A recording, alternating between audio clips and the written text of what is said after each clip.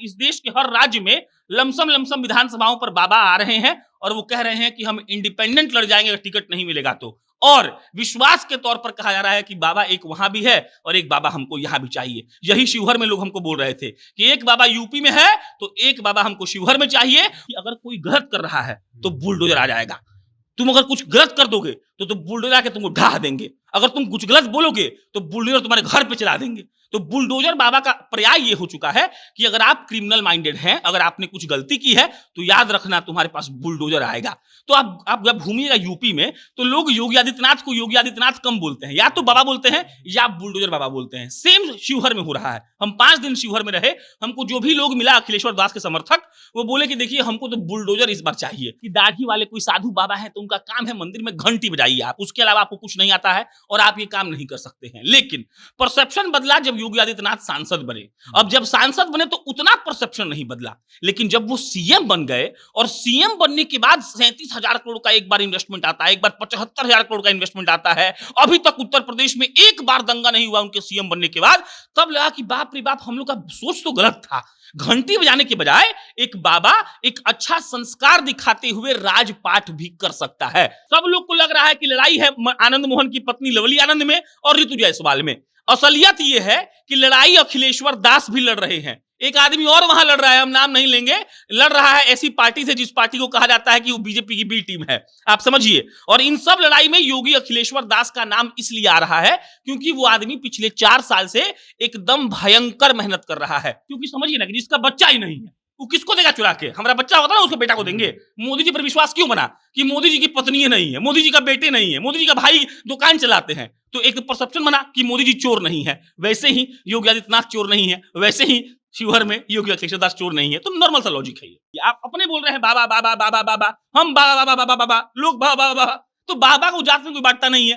तो बाबा सर्वोपरि है, बाबा का जात सब है। मतलब उनको दलित भी वोट देगा, उनको पिछड़ा भी वोट देगा, उनको अगड़ा भी वोट देगा, उनको वो भी वोट देगा जो वोट देने नहीं जाता है। क्योंकि निर्दलीय जितना लोग मैदान में है वो अलग अलग, पप्पू यादव पूर्णिया में क्या कर रहे हैं, सिवान में हिना साहब क्या कर रही हैं, ये लोग खेल कर रहे हैं। वैसे ही अखिलेश्वर दास के लिए सुन लीजिए, कहा गया कि भाजपा से टिकट मिलने वाला है, लेकिन सीट चला गया शिवहर का जदयू के पास। जदयू के पास क्यों गया, सब लोग राजनीतिक मतलब इसका समझते हैं। टिकट लवली जी को क्यों मिला, सब लोग जानते हैं। लेकिन अखिलेश्वर दास एक ऐसा आदमी है जो लवली आनंद और ऋतु जायसवाल को सीधा टक्कर दे रहे हैं, लोगों को दिख नहीं रहा है। शिवहर में योगी अखिलेश्वर दास की जब से चुनावी एंट्री होती है, वहां पे मामला दिलचस्प मोड़ ले लेता है। एक तरफ जहां पे बाहुबली नेता आनंद मोहन की धर्मपत्नी लवली आनंद है, तो दूसरी तरफ महागठबंधन की प्रत्याशी ऋतु जायसवाल। और इसके बाद जब चुनावी एंट्री होती है बाबा की, तब वहां पे ये कयास लगाए जाते हैं कि अब यहां चुनाव में कुछ भी हो सकता है। और इसी मुद्दे के ऊपर बात करने के लिए हमारे साथ प्रशांत राय मौजूद हैं। स्वागत है भैया आपका। आप बताइए कि आनंद मोहन और ऋतु जायसवाल के बीच में बाबा कैसे निकल पाएंगे इन सब चीजों से? बात समझिए, होता क्या है कि राजनीति में ये होता है कि दो आदमी बहुत जब मजबूत एक जगह पे चुनाव लड़ता है ना, तो दोनों आदमी को खूब वोट मिलता है, और जो तीसरा होता है उसको कम वोट मिलता है लेकिन वो जीत जाता है। क्यों? क्योंकि वोट बंट जाता है। ये पहला बात समझिए। उदाहरण देते हैं, 2020 का चुनाव कवर कर रहे थे हम, बैकुंठपुर एक सीट है गोपालगंज में, वहां पर लड़ाई थी मिथिलेश तिवारी वर्सेज मंजीत सिंह। लड़ाई होती है बहुत भयंकर। मिथिलेश तिवारी भाजपा के प्रदेश उपाध्यक्ष थे उस वक्त, उसके बाद भाजपा के महामंत्री बने। फिलहाल बक्सर से उनको टिकट दिया गया सांसदी का, और मिथिलेश तिवारी मंजीत सिंह में भयंकर लड़ाई हुई, भयंकर वोटिंग हुआ और जीत गए प्रेमशंकर यादव आरजेडी के। मिथिलेश बाबा बिहार गए, मंजीत बाबू बिहार गए। मंजीत बाबू जदयू से बगावत करके लड़ रहे थे और लग रहा था कि दोनों में से ही कोई जीतेगा। प्रेमशंकर यादव का नाम तक कोई नहीं जानता था, लेकिन प्रेमशंकर यादव आज माननीय विधायक बने हुए हैं। बात समझिएगा। सब लोग को लग रहा है कि लड़ाई है आनंद मोहन की पत्नी लवली आनंद में और ऋतु जायसवाल में।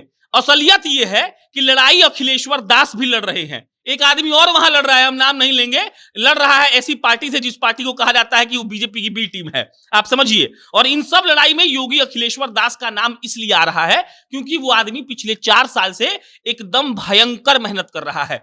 4 साल से कोरोना में उस आदमी ने मेहनत किया। आपको घर में कुछ दिक्कत हो रहा है, वो आदमी घर पैसा पहुंचा रहा है। आपके घर शादी है, आपके घर राशन पहुंचा रहा है। उसके बाद भगवा कपड़ा का तो अपना अलग जलवा है। और अखिलेश्वर दास आनंद मोहन की पत्नी और ऋतु जायसवाल पर भारी पड़ जाएंगे। 2 बात है।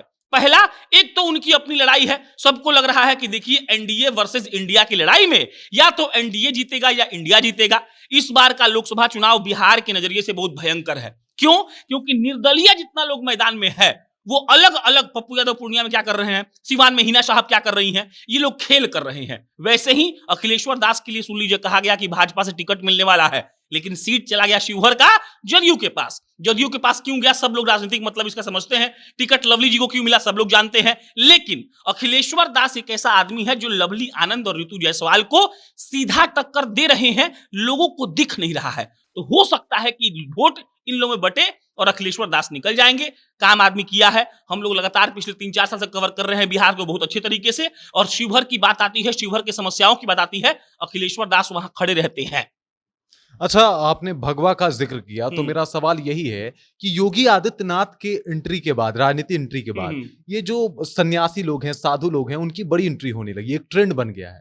इसको आप कैसे देखते हैं? देखिए, एक पहला बात तो ये कि एक वो परसेप्शन था कि दाढ़ी वाले कोई साधु बाबा है तो उनका काम है मंदिर में घंटी बजाइए आप, उसके अलावा आपको कुछ नहीं आता है और आप ये काम नहीं कर सकते हैं। लेकिन परसेप्शन बदला जब योगी आदित्यनाथ सांसद बने। अब जब सांसद बने तो उतना परसेप्शन नहीं बदला, लेकिन जब वो सीएम बन गए और सीएम बनने के बाद 37,000 करोड़ का एक बार इन्वेस्टमेंट आता है, एक बार 75,000 करोड़ का इन्वेस्टमेंट आता है। अभी तक उत्तर प्रदेश में एक बार दंगा नहीं हुआ उनके सीएम बनने के बाद। तब लगा कि बाप रे बाप, हम लोग का सोच तो गलत था।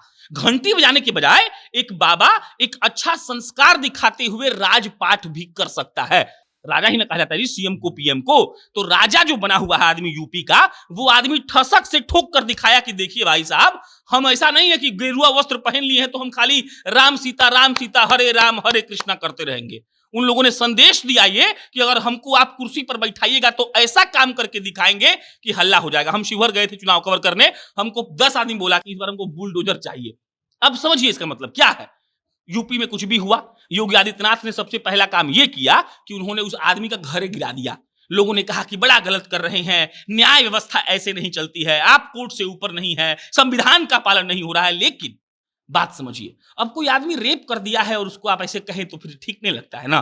तो योगी ने जो मॉडल दिखाया ना, उस मॉडल पर भगवा कपड़ा छपा हुआ है। और इसीलिए सिर्फ बिहार की बात मत करिए, इस देश के हर राज्य में लमसम विधानसभाओं पर बाबा आ रहे हैं और वो कह रहे हैं कि हम इंडिपेंडेंट लड़ जाएंगे अगर टिकट नहीं मिलेगा तो। और विश्वास के तौर पर कहा जा रहा है कि बाबा एक वहां भी है और एक बाबा हमको यहां भी चाहिए। यही शिवहर में लोग हमको बोल रहे थे कि एक बाबा यूपी में है तो एक बाबा हमको शिवहर में चाहिए। और बाबा क्या, बाबा का एक और बात समझिए, बाबाओं पर इल्जाम बहुत कम लगा सकते हैं। एक तो बाबाओं पर बहुत इल्जाम लग चुका, बाबाओं को बहुत बदनाम किया जा चुका। एक और बात, सब बाबा बुरा है आप ये नहीं कह सकते हैं। तो बाबा का पहला बात यह है कि उस आदमी का परिवार नहीं है।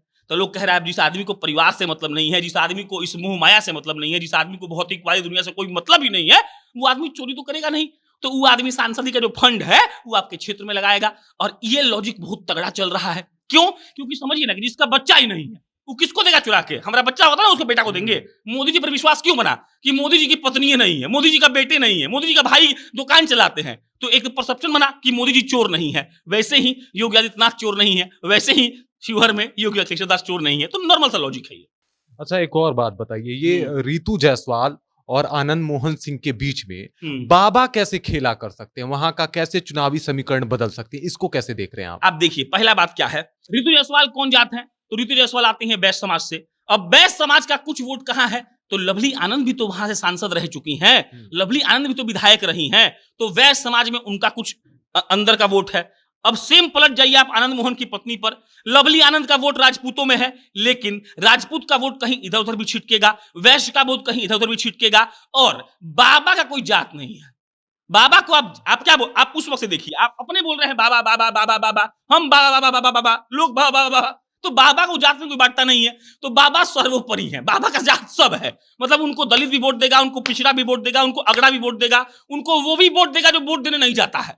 तो इसीलिए मतलब जो नॉर्मल परसेप्शन था कि भाई साहब लड़ाई तो ऋतु और लवली जी में है, ये परसेप्शन हल्का सा ट्विस्ट अगर हुआ तो हम लिखित में दे रहे हैं कि शिवहर को अखिलेश्वर दास जीत लेंगे। और आराम से इसलिए जीत लेंगे क्योंकि जो राजपूत लवली आनंद से नाराज हैं वो देंगे बाबा को, जो वैश्य लवली आनंद ऋतु जायसवाल से नाराज हैं वो देंगे बाबा को। और बाबा ने जो पिछले 4 साल में मेहनत किया है उसका वोट भी तो बाबा को मिलेगा ना जी। तो बस खत्म, तीनों वोट मिलेगा। इन लोग की लड़ाई में अचानक से शाम के 3 बजे तक जब रिजल्ट पोलिंग गिनती हो रहा होगा, ईवीएम टेंटे बोल देगा और जीत जाएंगे बाबा। ऐसा हो सकता है।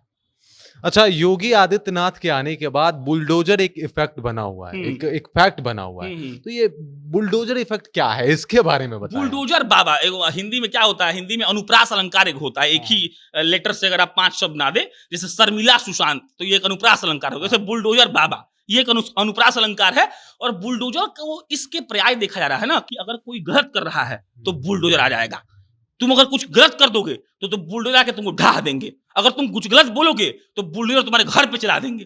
तो बुलडोजर बाबा का पर्याय ये हो चुका है कि अगर आप क्रिमिनल माइंडेड हैं, अगर आपने कुछ गलती की है, तो याद रखना तुम्हारे पास बुलडोजर आएगा।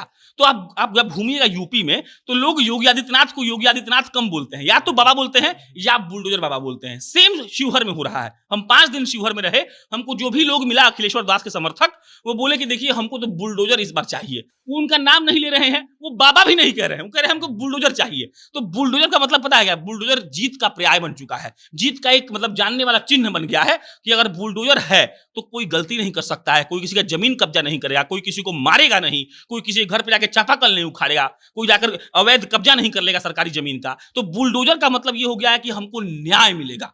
और यही बुलडोजर हमको लगता है कि धीरे धीरे भगवाकरण इसका होगा, और हो चुका है। क्या कहें, होना क्या हो चुका है। और योगी अखिलेश्वर दास इसी बुलडोजर बाबा के तहत अभी शिवहर में जाने जा रहे हैं।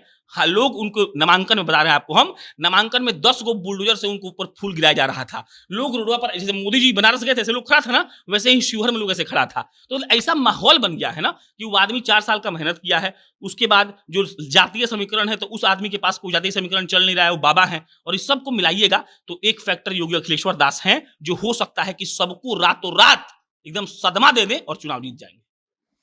बिल्कुल, अभी हम लोग बात कर रहे थे शिवहर लोकसभा सीट के ऊपर, और इस खास बातचीत में हमारे साथ थे प्रशांत राय, और इन्होंने बताया कि कैसे मामला वहां पे दिलचस्प हो गया है। और जब से बाबा की एंट्री हुई है, वहां पे मामला बहुत अलग दिख रहा है, और ये माना जा रहा है, ये कयास भी लगाया जा रहा है कि हो सकता है बाबा भी बाजी मार जाए। बाकी इसके ऊपर आप क्या सोचते हैं, आपके दिल में क्या ख्याल आ रहे हैं, कृपया कॉमेंट सेक्शन में जाइए और अपना विचार हमारे साथ साझा कीजिए। बाकी आप देख रहे हैं जनता जंक्शन, और मेरा नाम रजत है।